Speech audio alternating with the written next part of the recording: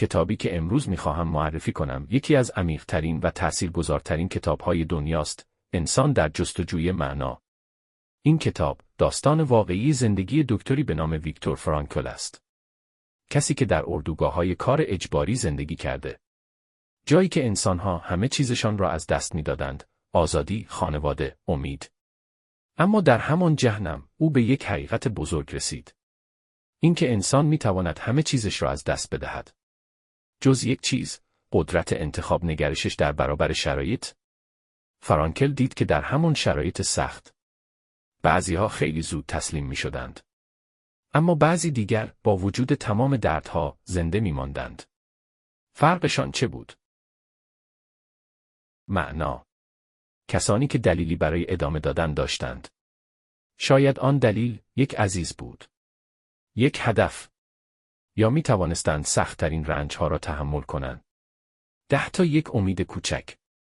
این کتاب به ما یاد می‌دهد که زندگی همیشه آسان و بی‌درد نیست. اما حتی در دل رنج هم می‌شود معنا پیدا کرد. و وقتی زندگی معنا داشته باشد، تحمل سختی‌ها هم ممکن می‌شود. گاهی ما فکر می‌کنیم باید همه چیز درست شود تا خوشحال باشیم. اما حقیقت این است که باید در همین شرایط معنای زندگیمان را پیدا کنیم. آخرین آزادی انسان این است که انتخاب کند در برابر شرایطش چگونه واکنش نشان دهد. در سخت‌ترین شرایط، وقتی هیچ چیز تحت کنترل ما نیست، هنوز این قدرت را داریم که تصمیم بگیریم، شکسته شویم یا قوی تر شویم. زندگی همیشه آسان نیست. گاهی درد، رنج و تنهایی سراغ ما می آید. اما همین رنج ها هستند که می توانند به زندگی ما معنا بدهند. اگر دلیلی برای زندگی داشته باشی، تقریباً می توانی هر شرایطی را تحمل کنی. و شاید مهمترین سوال این باشد، در میان تمام سختی ها، معنای زندگی تو چیست؟ آخرین آزادی انسان این است که انتخاب کند در برابر شرایطش چگونه واکنش نشان دهد. در سخت‌ترین شرایط، وقتی هیچ چیز تحت کنترل ما نیست، هنوز این قدرت را داریم که تصمیم بگیریم، شکسته شویم یا قوی تر شویم. زندگی همیشه آسان نیست. گاهی درد، رنج و تنهایی سراغ ما می آید. اما همین رنج ها هستند که می توانند به زندگی ما معنا بدهند. اگر دلیلی برای زندگی داشته باشی، تقریباً می توانی هر شرایطی را تحمل کنی.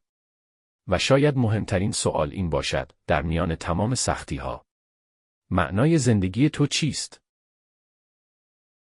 گاهی ما فکر می کنیم وقتی همه چیز درست شود، وقتی مشکلات تمام شود، آن وقت خوشحال خواهیم شد، اما زندگی اینطور کار نمی کند.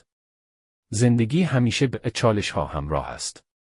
و اگر منتظر بمانی تا همه چیز کامل شود، خودترین شرایط دوام آوردند. کسانی نبودند، هیچ وقت آرامش واقعی را تجربه نخواهی کرد. انسان‌هایی که در سکه زندگی راحتی داشتند. بلکه کسانی بودند که یاد گرفتند در دل رنج هم معنا پیدا کنند.